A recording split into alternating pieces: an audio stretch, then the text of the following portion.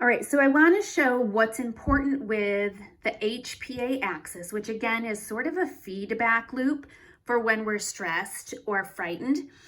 And what's going to happen is that when we're stressed or frightened, something called our sympathetic nervous system is going to kick in almost automatically. It's going to sense that stress or that fear, and it's going to get our bodies ready for whatever is coming by increasing our heart rate, increasing our perspiration.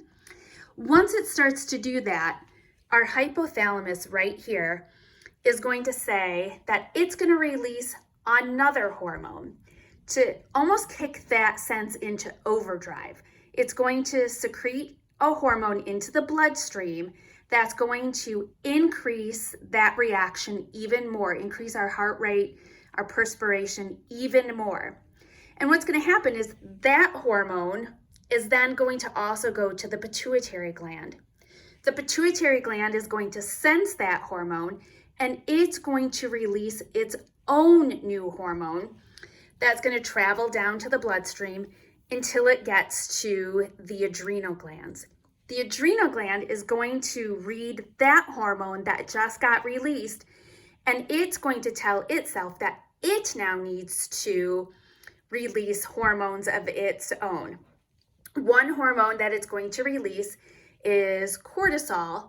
And many times we hear cortisol and we think that it's this terrible thing. We all need cortisol. It's going to do things in a stressful situation like shut down. It's going to inhibit other processes that aren't as important at that time. For example, if you're really stressed or frightened, your digestive system is going to slow down, or your reproductive system is going to slow down because of cortisol. What it's going to do then is release those hormones like cortisol are going to go back up to the bloodstream, back up to the brain by that hypothalamus, and read what's happening. If the situation is still going on, of course, that loop is going to continue. They're going to continue talking to each other.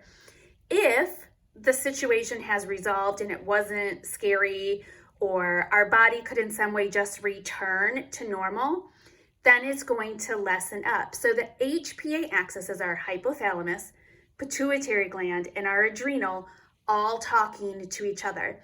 And it's great. Everybody's body does this. And it's great to prep our body for anything that's coming. But what happens with our kids who have trauma is this system, this talking, rarely gets shut off.